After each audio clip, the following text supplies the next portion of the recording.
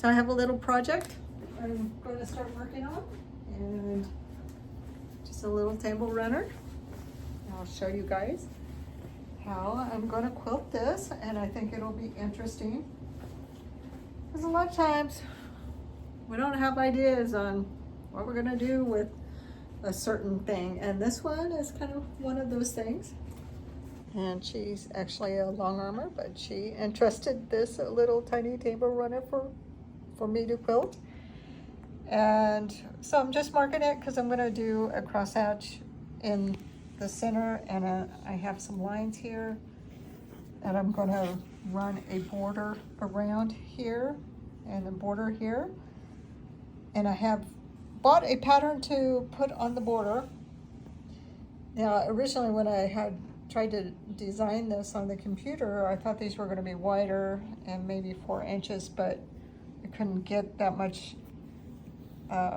width in between here, and I kind of wanted it all to match, so they're about 2.5 inches.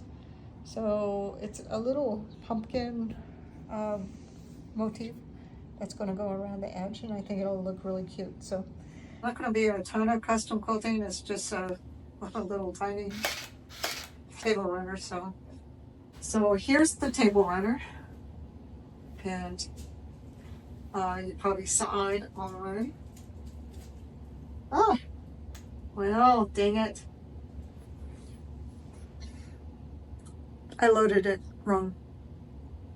So I'm going to have to take it off and reload it. I don't know why I didn't think about that. I was wondering why it was awful long. So I need to reload it. So I didn't have it loaded wrong. She doesn't have enough backing. So I'm like all confused. Because it's not wide enough this way, and it's not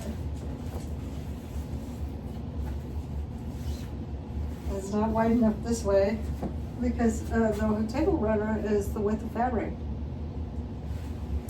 Dab, dab, dab. I need more backing.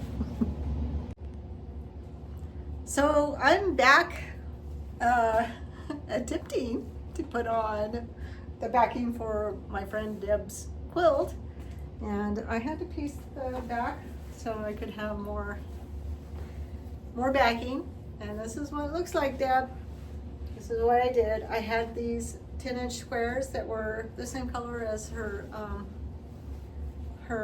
little gnomes, and I think it'll look pretty cute. So this is what we're gonna do. Go ahead and put that back on.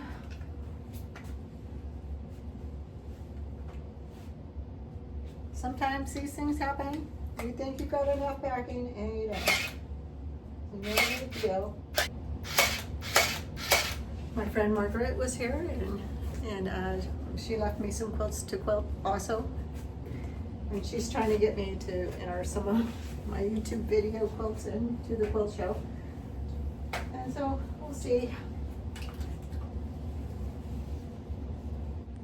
All right, so since this has a piece backing, I kind of want it to be centered.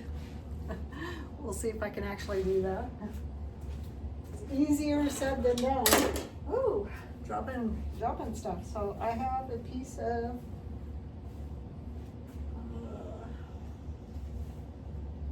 wool that I'm going to use because I think it'll look really nice. Now, I just have to try to get it centered in that block. It's about 4.5 inches. Now, I've never done this before, so I'm just winging it, and that's actually pretty close. I don't know how I did that. I was going to give all my Omni thread away, but I decided to keep a few. So I have this cream color, and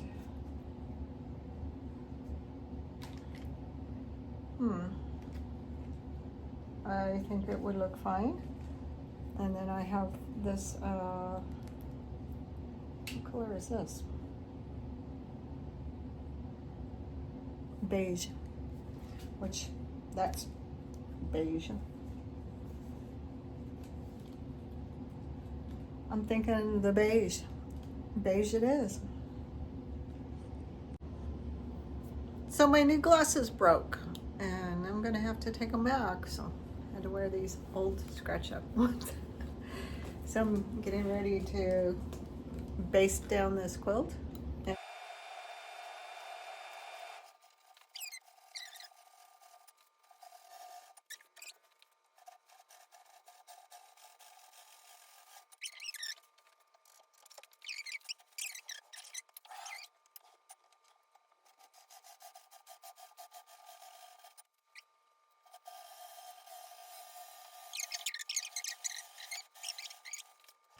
All right, now it's all basted down.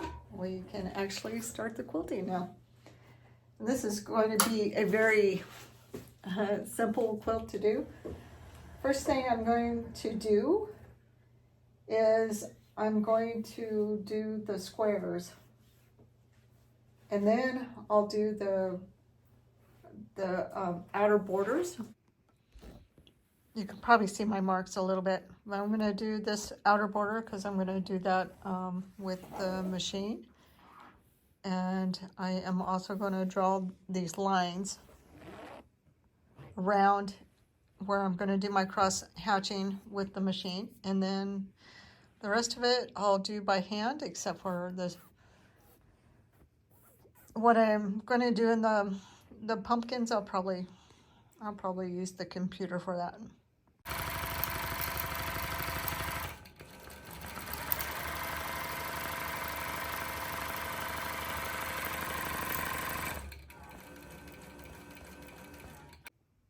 Oh my God, look how cute this pattern is. It's, I think it's called pumpkin carriage or something like that. So cute. Anyway, I'm not going to stitch out the red because I'm going to stitch out the border and then I'll come back and stitch out the red. But I do have to go slow, and I don't know, coming back towards this side, you can always get screwed up. So, actually, I think I might wait and do that last border on the bottom because, yeah, lots of things could go wrong. So just like I thought, I had to make sure that this one is going to loop together. And it could also possibly not meet by the time it gets over there. So we'll have to see. Just take it slow. It was super cute. Look at that. Like I said, I kind of wished I would have done a darker thread that we could see because it was really pretty. Turned off some of the overhead lights so you can see it a little bit better. And I think it's super cute. The little pumpkins. And these matched up really well. Didn't have much problem. I did have to adjust this like I thought I would, because you know, things shrink and move as you're quilting, so you can't tell where it starts or stops, so that's a good thing. Okay, yep, this is for you. So this is the ruler that I usually use to stitch around like applique and stuff. Sometimes I use this little cutout. Sometimes I just push it along on the edge. Today I'm using the little cutout, whatever reason. Actually, I want to go back this way. And do this before I get too far.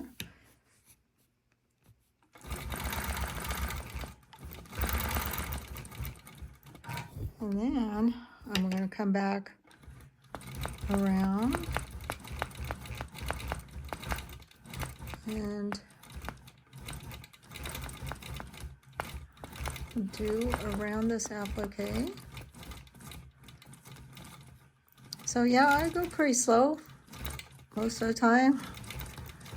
Sometimes I'll go faster, and I do want to go across this And then I am going to go right next to the applique, right here. So, yeah, this is how slow I go sometimes, especially when it's not my quilt.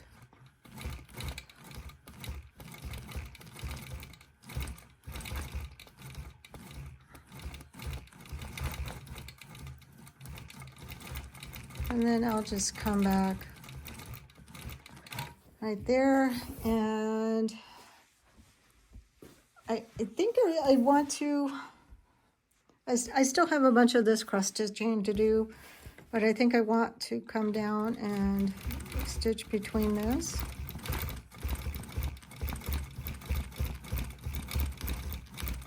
So it's going to give the applique some definition. And then I need to go back up and stitch around this grass. I guess that's grass. Is it grass, Deb?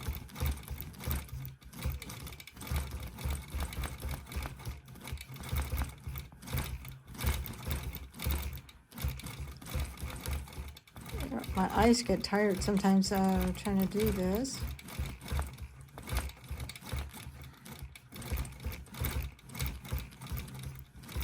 So if you have a hard time going over around applique or something, one of these rulers from Jamie Wallen, they work pretty good. Or you can use any of the other rulers that other quilters have.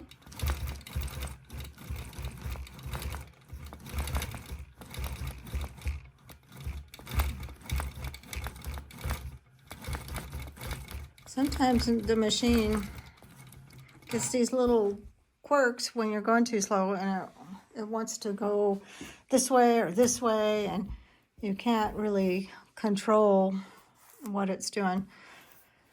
So I think I'm going to go back over here and finish the rest of the cross stitching on the top.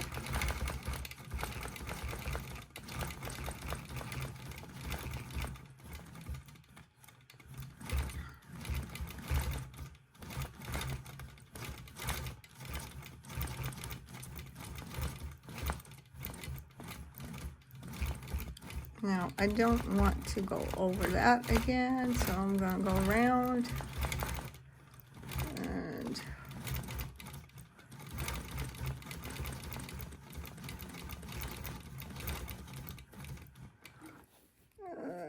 did I?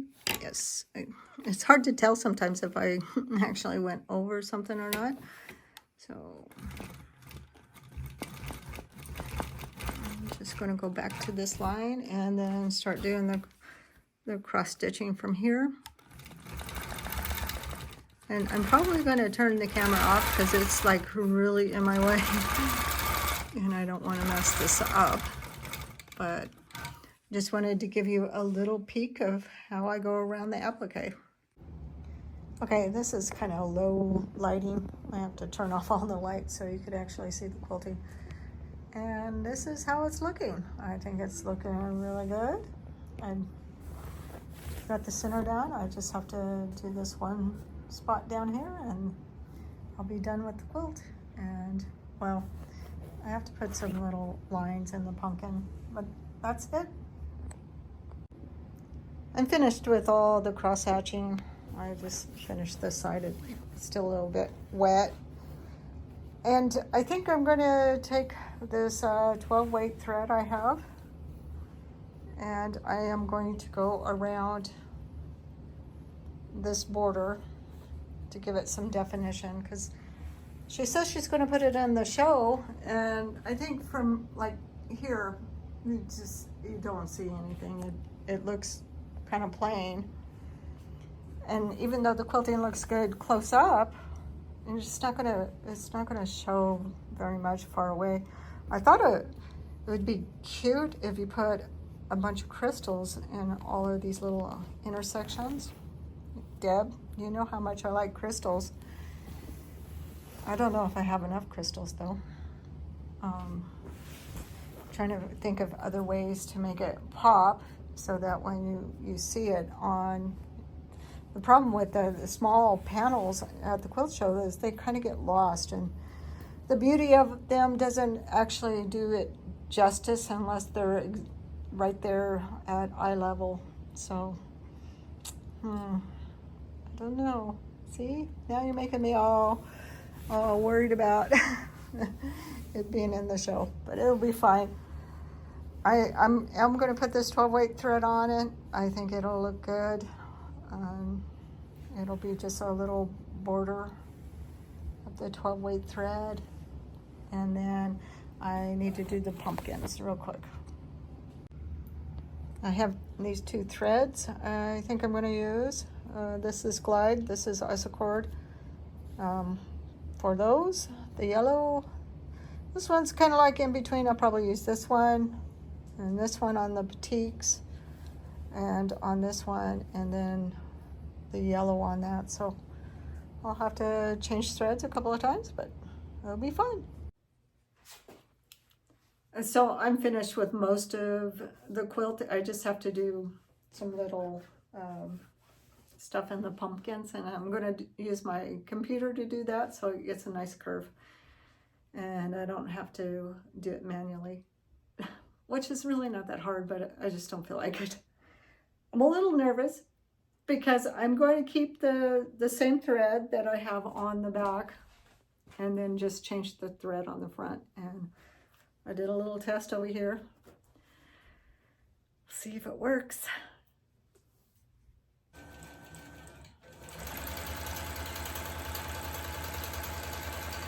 So it definitely makes the pumpkins look better to have that in there. And so I'll just go ahead and finish all those pumpkins. All right, I think I'm done. I added this border because I think it needed some definition. I think it looks better. I had a hard time. I have used this 12 weight thread 1,000 times, but I noticed, look at how wobbly it was going in this direction. Can you see that? And I have no clue about what is happening. So I ended up having to stitch down this way and then come back up here and stitch down this way, because I didn't want a wobbly line going up. I mean, it was hard enough to just get the line where it needs to go. Oh my gosh, I have another tension assembly. I might put it on, and I have another belt, so I don't know, we'll see. But this quilt is done. I got all the little pumpkins done, if you can see that. And I don't know why I'm so stressed about this little quilt. I just want to do a good job for her, and so I'm going to cut it off the frame.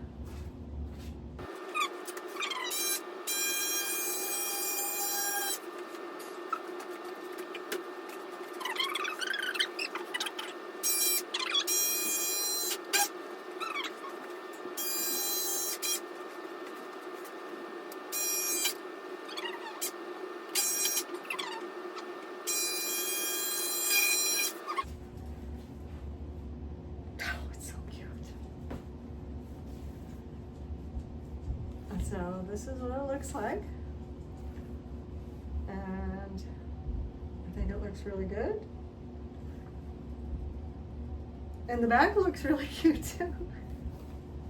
So that's what it looks like on the back. I hope you like it, Deb. All right, here's the finished quilt, and I did put a little bit of bling on it. It's really hard to tell in the camera, but there is little crystals in there. I didn't bling it out as much as I originally thought, because that was just too much. And I think just a little bit of bling looks pretty good.